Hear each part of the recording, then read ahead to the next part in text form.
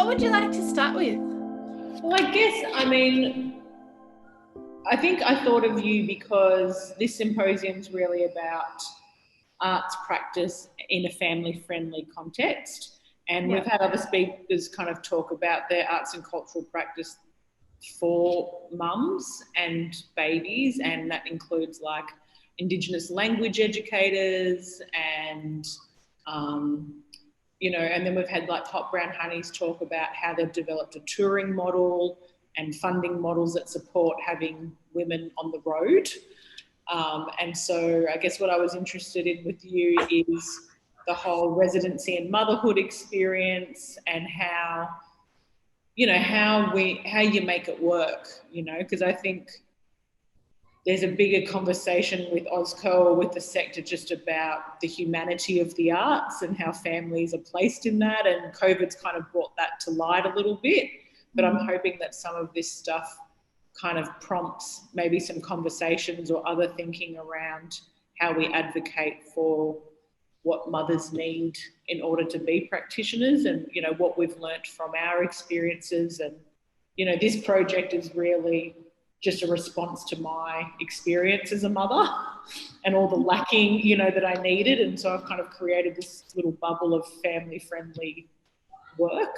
But how do we kind of, what's your experience in that, and how do we continue to do that and open up some doors for other women, and artists? So that's the general thinking, like wherever it goes, but that's definitely, Yeah. Okay, so I might start talking and then you can ask any other questions when you go through. So like I think for me, motherhood was really a catalyst into my practice. So prior to having my son, I was working in the arts at Warman Arts Centre, and I'd been there for 5 years, and we'd been, our physical house that we lived in, my partner also worked for the same organisation. Our homes were tied up with our jobs as well, like our accommodation was part of our jobs, so it was quite entangled there. And I didn't have parental leave in my contract other than the kind of compulsory stuff that the government provides. And at the time I thought that's fine because the environment where I worked was so family friendly that I thought it's okay. Like we have our house here, I can take time off and then come back. And so it was all scheduled for me to return back to work, working part-time, so half-time, 20 hours a week. And then we were actually traveling back to the East Coast to take my son to visit my family, and a new manager had begun at the art centre where we were working.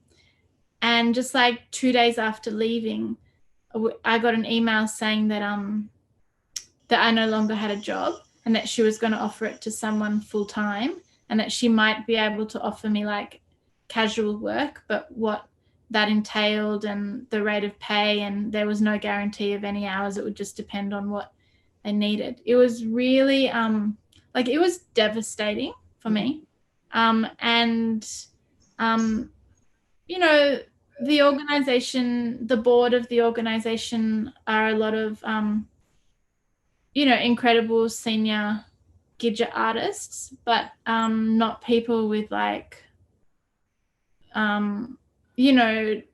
knowledge around kind of workplace rights or anything like that. So it was another 3 or 4 months before we returned back there, and there the community had been told that I'd already resigned and they'd hired another person.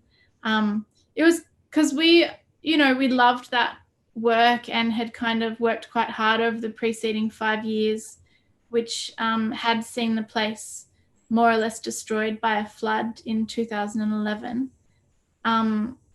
And still felt like I had great colleagues and felt like there was a lot more that we were planning on doing, and all of that sort of just got got ripped out from under the carpet really quickly. So we moved to Kununurra, which is where my partner's from, and that's his Mirrawong country.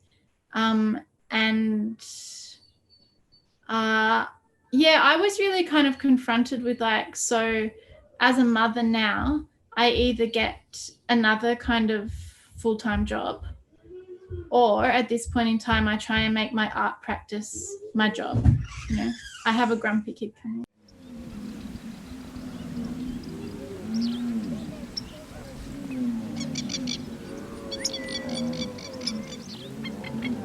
Yeah, so it kind of thrust me into a place where I was like, I either get another job that's not my practice, and then keep being a mother and a parent, and then try and fit my practice into there somewhere, or like, and doing that kind of equation, I just felt like I wasn't going to be able to continue my practice and balance these other things in the way that I really wanted. So I made like a very conscious choice to make my practice my job now.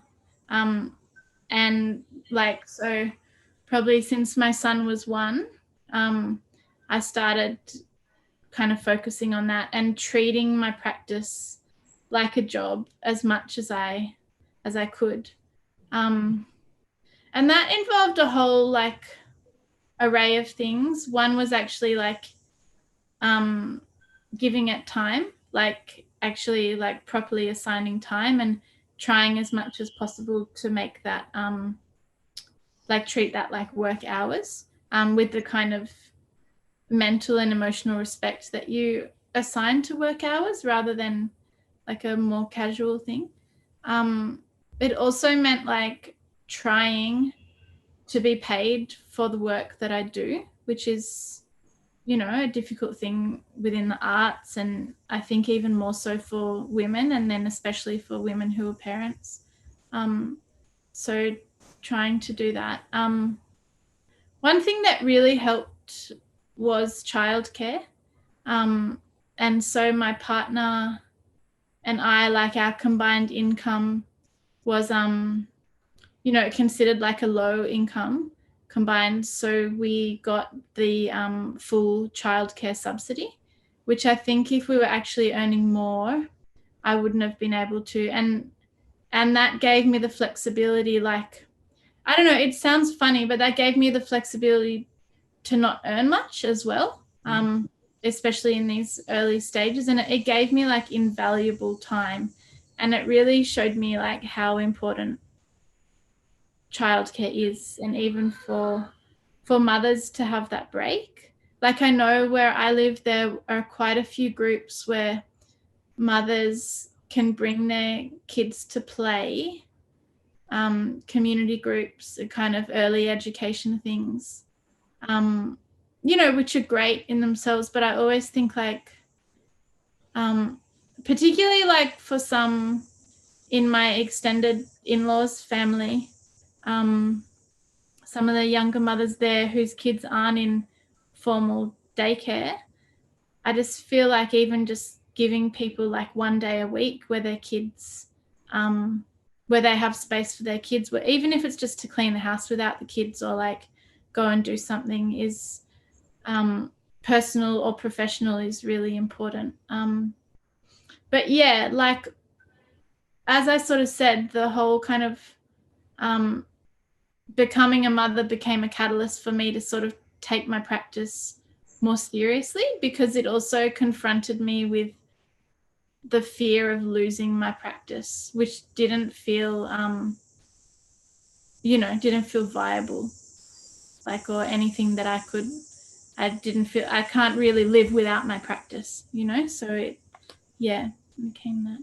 I mean, I had this similar thing in that because I worked in remote communities on festivals, and then, you know, I'd be gone for 3 or 4 months at a time, and, you know, on little aeroplanes around the place, and it's like I couldn't do it anymore. Yeah. So all of a sudden I became an expert in this, really not an expert, but I had a very niche, kind of skill set that I was known for. And it didn't pay well enough for me to be flying my partner around as a full-time babysitter. Like, it's not that flash. My son is calling me, really. Like, I don't mind if you need to go. No, I think he's all right now. He's just been out playing with his family this morning and a little bit sick and tired, and he knows I'm talking with you and not being him. Yeah, but he's got yogurt now and okay. He's fine. Yeah. So you were saying like you had that similar kind of experience, and so how did you adapt that kind of skill set now? Well, I just had to really think about if I was going to be away from my son, it had to be something that I really wanted to do, because these moments are so precious and they're so little, and I knew I couldn't be a full stay-at-home mum because I would just go crazy. Yeah. So I needed the extra workload, with that stimulation, and so I applied for a career development grant to Australia Council. I just had to really dig deep and think, like, what do I care about? Like, what do I really want to do? Because if I can't work it out, then, I'm not going to be gallivanting or doing admin and grant writing and all the boring, administrative things, So, and out of that has come this, first 1,000 days concept that's just like a mixed bag of all the little tricks in my, in my belt.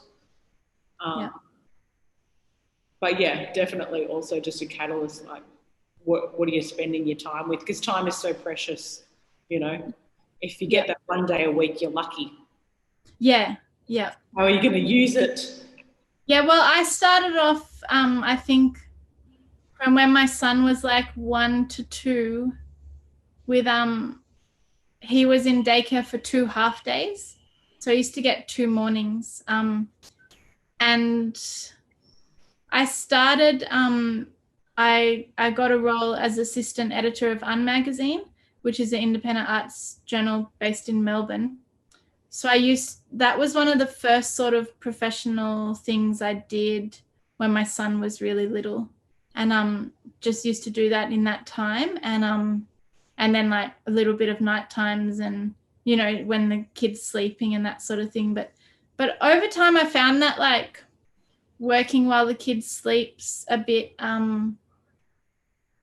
like it's not really that, like, for me anyway, it's not really sustainable. And eventually I started like letting myself sleep when he slept, and we would have naps together, and that made me such a happier mother. And I treasured those times where we would sleep and read together and fall asleep, instead of me trying to sort of run away and work while he was napping and sort of then be tired when he was awake. But, the only reason I could sort of do that was because we got a bit of childcare, and also just me sort of being assertive with my partner about times that I needed to work and that he needed to take the lead caring role. And that was how we balanced that. But yeah, you asked earlier about the artist residency in motherhood as well. Yeah, like how was that? I guess maybe what was that, and like how did that support you in that journey? Yeah, so the artist residency in motherhood is something founded by a British American artist called Lenka Clayton, who she started her own artist residency in motherhood when she had her children. She's got 2 now. And prior to that, I think she'd been traveling quite a lot as an artist and really relying on artist residencies to kind of nurture and provoke her practice through like the act of making and also meeting people and relationship building. And suddenly she couldn't do these things. So she kind of, I think she also related the sort of constrained structure of being at home to sort of being akin to being in a new workplace that a residency might create. So she decided to sort of look at the framework of her life as a mother as the residency itself. And so she created this. And then eventually she opened it up as an open source platform, basically an idea that anyone can sort of apply to their own context. And when you sort of register as an artist in residency in motherhood, you fill out a online form that she's created. And that form basically gives you a structure for you to create your residency in, like a framework, a conceptual framework for you to kind of turn your daily life into a residency program. So I did that, but then she also has an option where you can choose to be mentored by her, and you pay her for that service. So I think she takes on just a handful of students or artists that she mentors every 6 months for a 6-month period. And I think it was like $600. So it was $100 per session each month over 6 months. And at the time that felt like, money was so tight, and that felt like such a crazy amount of money to me to spend sort of on myself and my practice at that point in time. But now it feels like such a wonderful investment that I'm so glad that I did it. And so working with Lenka, like, I find her just really inspiring as an artist and person, and her work has a really beautiful sort of quirky, imaginative element to it that really explores like the everyday in beautiful, profound ways. But she's also a very interesting practitioner in terms of how she approaches much more practical things like money in the arts. And she loves to talk about money and how she makes money, and actually her initiating mentoring.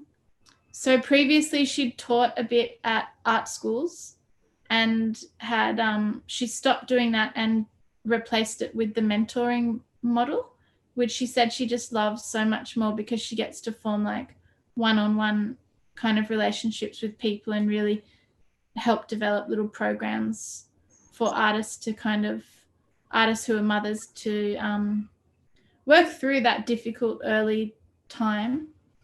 And financially, like, that's been a way for her to sustain what she does as well. And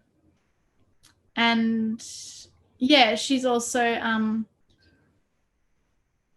her work's quite conceptual, but she's worked out quite creative ways to sell it, which I find quite interesting as well. And even like she runs something called a Red Thread grant, which a close friend of hers, when Lenka didn't have much money earlier on in motherhood, gifted her $999, which was the start of a Red Thread. And when Lenka was in a position to pass that on to another artist, she passed that on to another artist. So I was actually a recipient of a Red Thread grant myself. And it's a beautiful thing because you receive it, and then when you're able, it could be a week, it could be years, it could be months away, you pass it on to another artist parent, and then they pass it on. It's kind of that self-generating thing. So yeah, I was very inspired by those sort of practical approaches to kind of practical, but also like generous and generative approaches to money within the arts. Some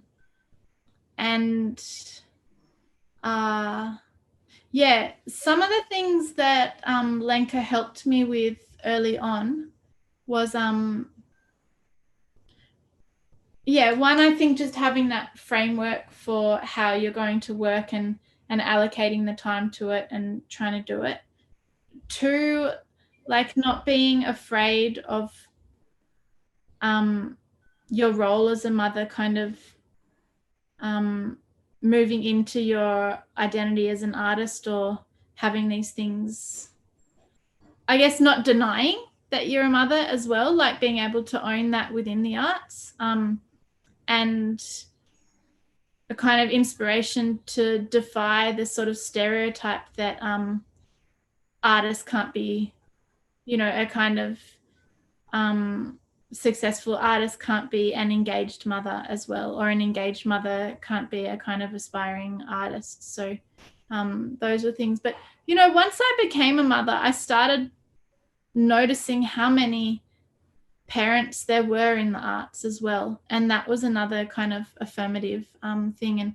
And the two editors that I worked with at Magazine were also mothers who had children a couple of years older than mine.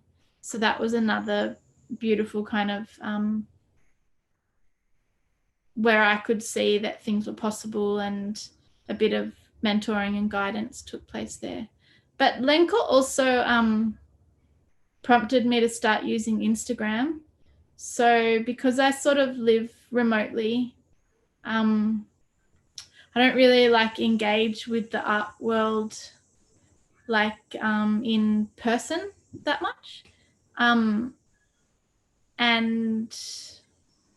so on one hand, like I really like that I'm a bit distant from it. But then on the other hand,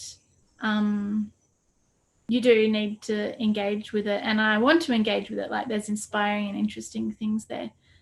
So one thing that Lenka and I spoke about was invisibility and visibility. So I felt a bit like I was a bit of like I was doing quite a lot of things, but living where I did meant that not many people really knew the various things that I was doing professionally. Yeah, and so she really encouraged me to start using Instagram as a way of sort of, and she described, I was quite hesitant. I was like, I don't want another social media thing. Like, I was just on Facebook at that time. That's enough for me. But yeah, then she spoke about how Instagram can be thought of as a bit of an open studio to your process and practice. And she sent me a number of links to artists who are using it in interesting ways. And since then, I've really enjoyed using it to share my work and ideas and life and stuff there. And I've also enjoyed learning about other artist practices as well through Instagram. And I think it's quite, yeah, it can be useful in that way. Yeah.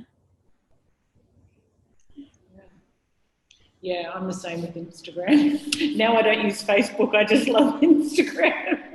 Yeah. It's like, yeah. And even not being remote, but being a new mother, you're kind of so isolated anyway and on different cycles and everything that was definitely my big connection to the greater world.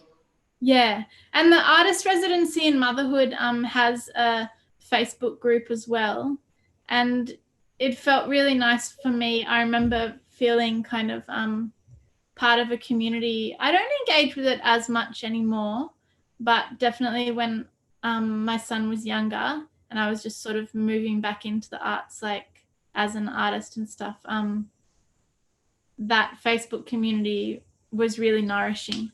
And it's global as well. So there's artists from all over the world who are mothers and kind of dealing with the same things that you are, and the uncertainties and the lack of sleep and all of that. And so through that, I've made friends in different parts of the world as well that I'm still in touch with fairly regularly. Yeah, Lenine Burke told me about it. Yeah. I don't know Lenine, and I got on the website and I never joined, but I just cried. I cried and I cried because it was just so nice to see.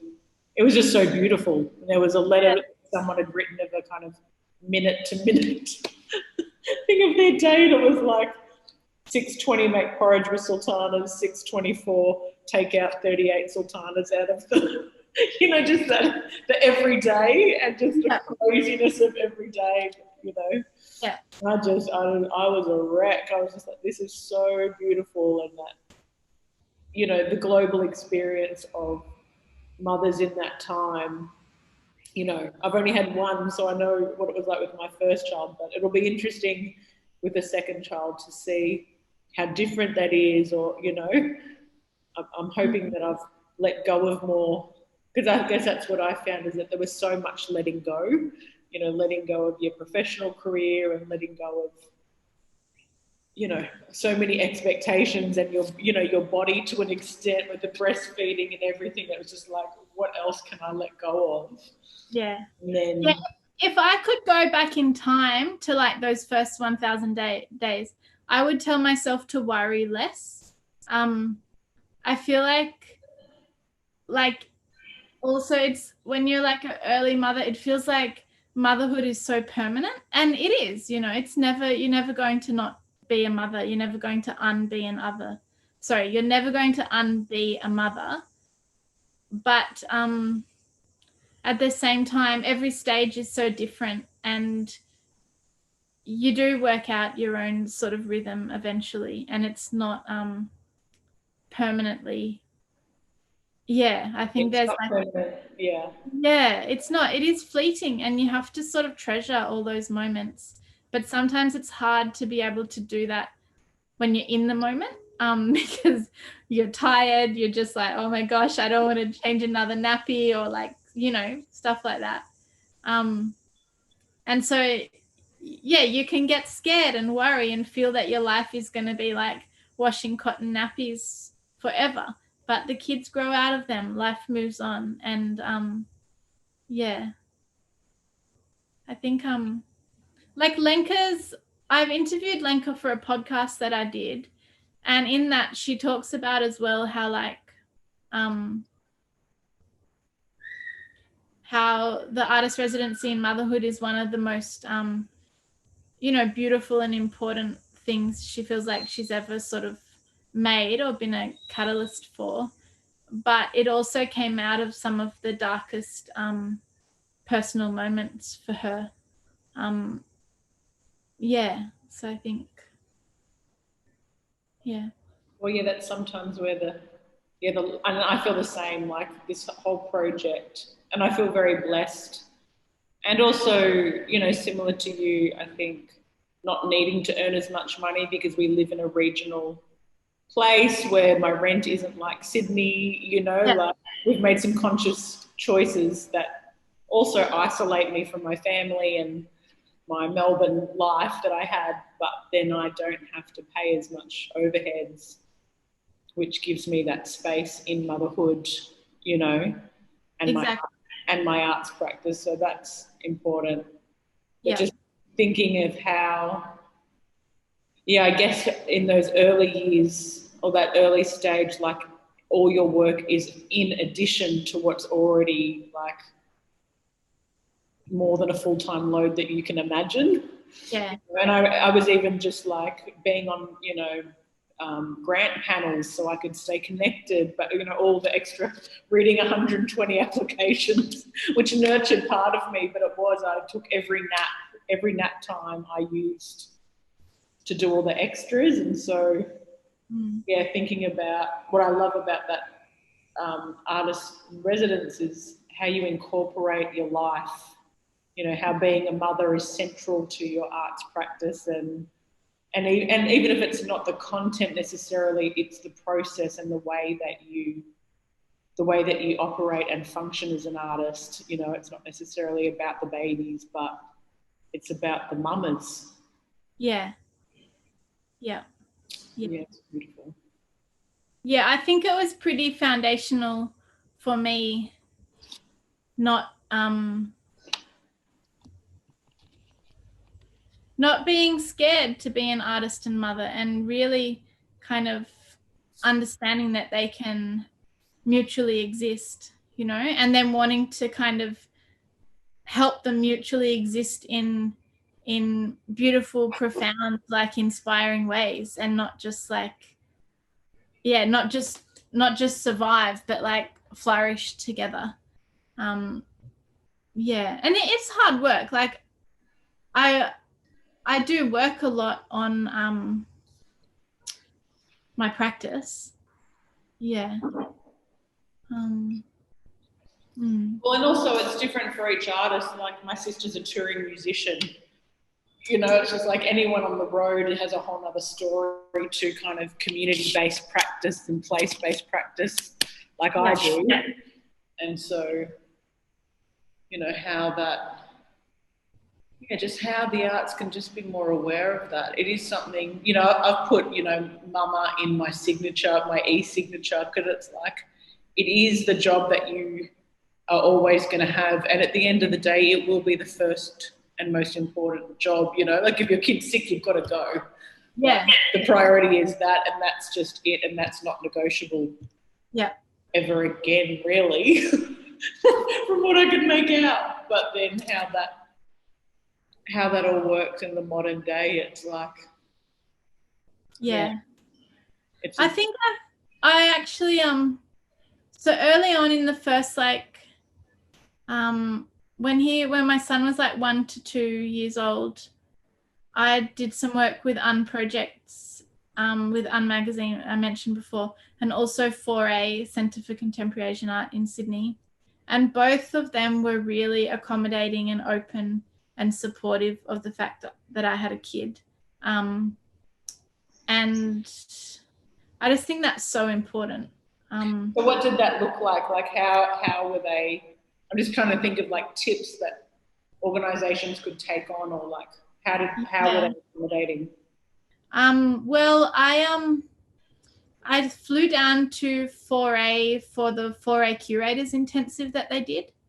So they flew my son down with me, but at that point he was under 2, so his flight was free. So they didn't have to pay any extra for that. But they did book us a Airbnb that was suitable for kids, and they allowed my father came down and stayed with us, and he sort of looked after my son during the day, and they were also open to my son kind of entering some of the discussions and workshops and things that we would do, and come with us to galleries when we did gallery visits and stuff. And we're just very like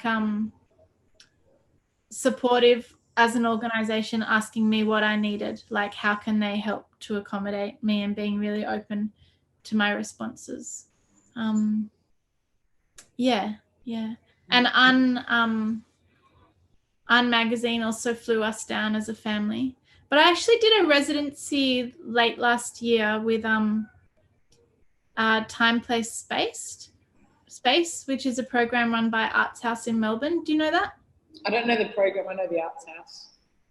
So they take artists. Time Place Space, it's been going for a while. They basically take artists on a camp for like 10 days, just a whole bunch of different artists to sort of spend time together, explore time, place, and space, and exchange and collaborate and form relationships. So this year they actually opened it up to artists who were parents for the first time.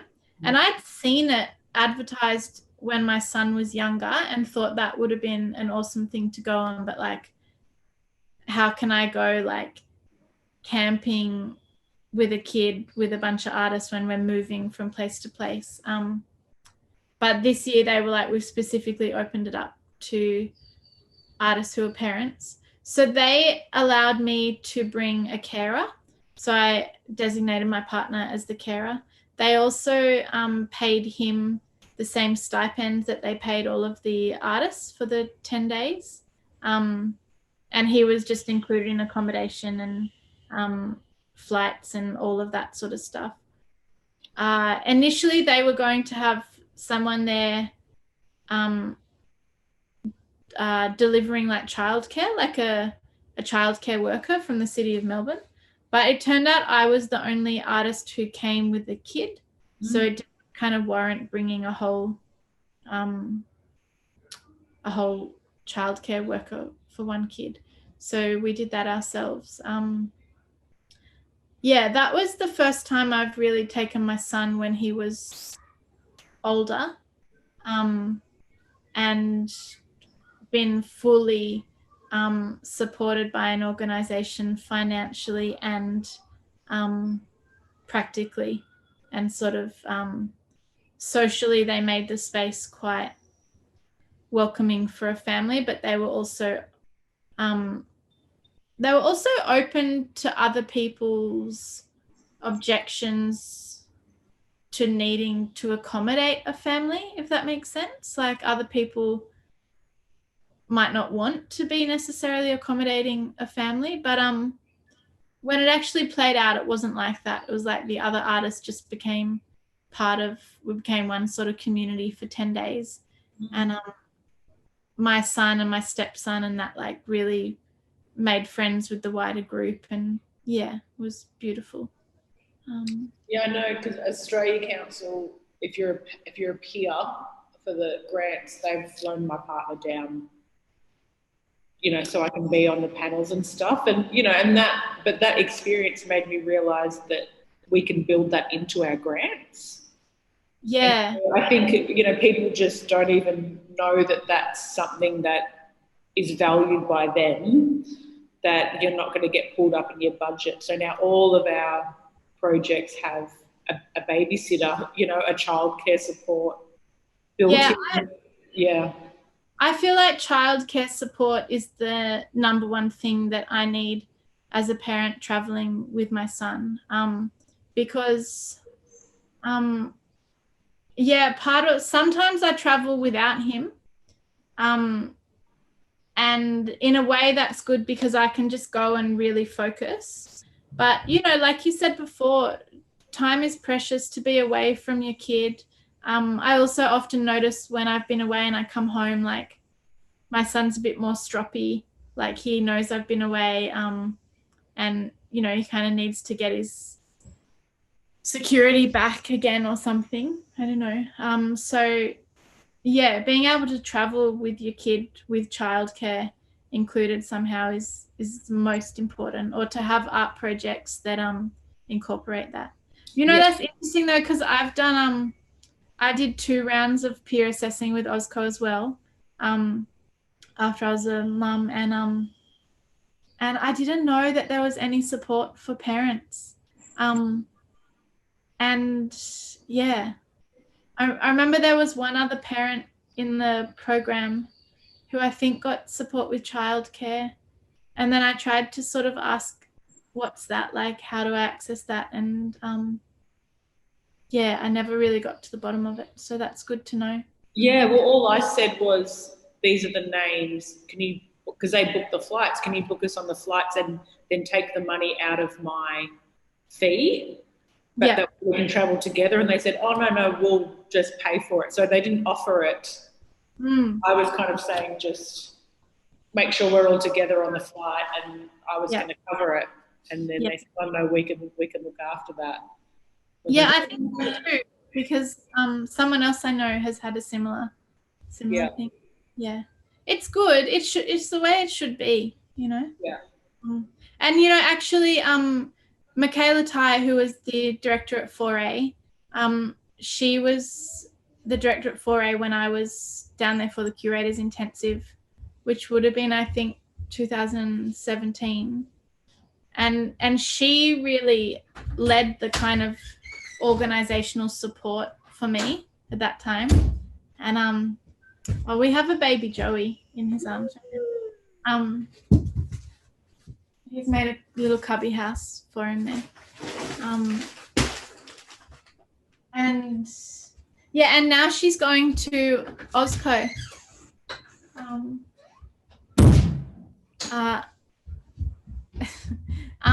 Now Michaela's starting at as head of visual arts at Osco. So I imagine that she will, and she's also a mother now herself. So I imagine that will be at the fore of her thinking and leadership that she does there. Oh. Yeah. Maggie, come here. Yeah. There's that little Oh Joey. my goodness. Mom, Yeah. help me. Nemo. When did So you haven't necessarily adapted your whole practice to be child focused, but you've adapted your life to make sure, like you said, that it absolutely had to be inclusive of your arts practice. You know, something was going to have to give, and you managed to make that not happen almost. Yeah. Yeah. I think you know, like this. So another thing that I think is really important is having an actual working space that's always set up to work in. So this is what I'm sitting in now is my studio, and we're lucky because we have a spare room in the house.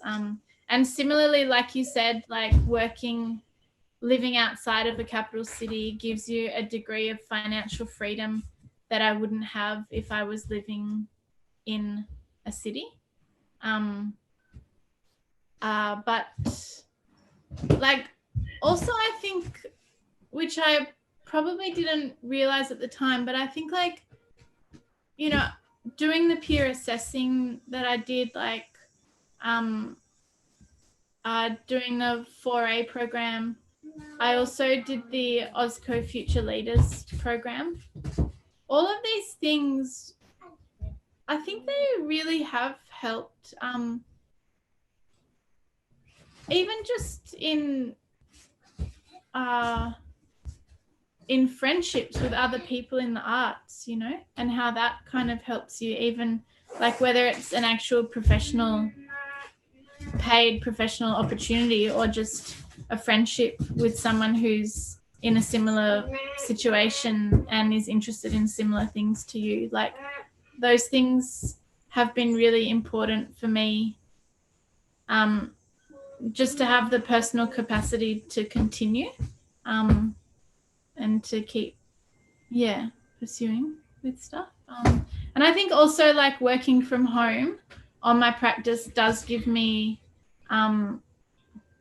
like there's a degree of flexibility, you know, around having a kid. Like he should be at school right now, but he's been a bit sick today. Yet even now I can still talk to you, or I think I was quite strict with him, like not having TV or anything like that. But particularly since COVID, I've relaxed a bit more about him watching TV so I can do some work. But yeah, like you have to kind of let things go at some point. Yeah, lots of letting go. yeah. Yeah, thank goodness for screen time sometimes. It's like yeah. But like you know, you have to let those things happen as well. Well, I think, you know, as time progresses, like for me, it's just recognizing you know, like you said with the naps, it's your mental and spiritual health that makes you the better mother, not stopping all screen time or anything, because it's like if you're so burnt out, it's just like you're not even really present anyway. So like give them the hour, have the cup of tea and call a friend, or, you know, answer the email that's, you know, on your mind, and then you can kind of move through it. And I think as a new mother, you just want to be perfect. And there's so much, you know, with new motherhood these days. Like my mum didn't know what cognitive development was, or vitamins, or all, you know, all these kind of milestones. Like my mum had no idea about that. And we kind of, you know, we do, and put in all the micronutrients that you need to kind of understand. And it's just like, it's a crazy, you know, it's a crazy pressure that we're under. You know, from ourselves and from society and, you know, all the things. So, yeah. And I think that's also like why community is so important around kids, and having that kind of extended community is vital to kind of yeah, when you kind of get in an insular space where it's just you and the kid too much, as soon as there's like a bit of circuit break or like other people that kid can be with, I feel like it suddenly feels just instantly healthier. Yeah. Well, it's how it always was. Yeah, and even like personal relationships are like that, you know, even with adults, if you become, if you're not kind of engaging with a wider world.